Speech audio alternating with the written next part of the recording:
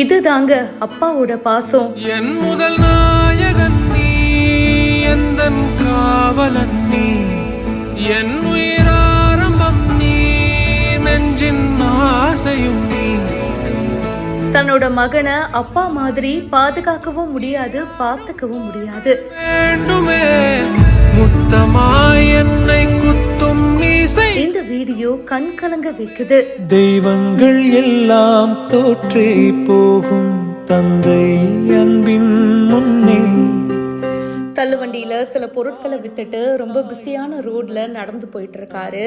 தள்ளுவண்டியில வியாபாரம் பண்றது எவ்வளோ கஷ்டம் அப்படின்றது நமக்கு தெரியும்.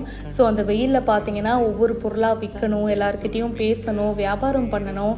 அப்படி இருக்கும்போது அந்த வண்டியில ஒரு சின்ன இடம் இருக்கும் இல்லையா கீழே, அந்த இடத்துல அவருடைய மகன் படுத்துட்டு இருக்காரு. ஸோ செம்ம டயர்டு போல இருக்கு. ஸோ அவரும் ரொம்ப சோர்வா படுத்துட்டு இருக்காரு.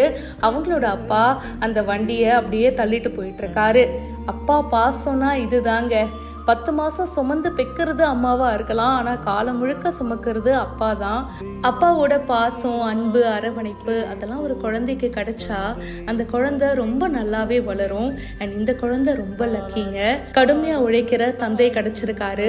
கடுமையா உழைச்சு எப்படியாவது பையனை கரை சேர்த்துடணும் அப்படின்ற நினைப்போட தீவிரமா அந்த வெயில்லையும் உழைச்சிட்டு இருக்காரு.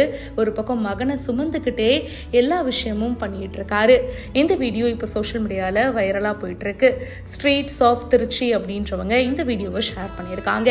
உங்களுக்கு உங்க அப்பா எந்த அளவுக்கு ரொம்ப பிடிக்கும், எந்த அளவுக்கு உங்க லைஃப்ல அவர் சப்போர்ட்டிவா இருந்திருக்காரு, கமெண்ட் பாக்ஸ்ல மறக்காம ஷேர் பண்ணுங்க.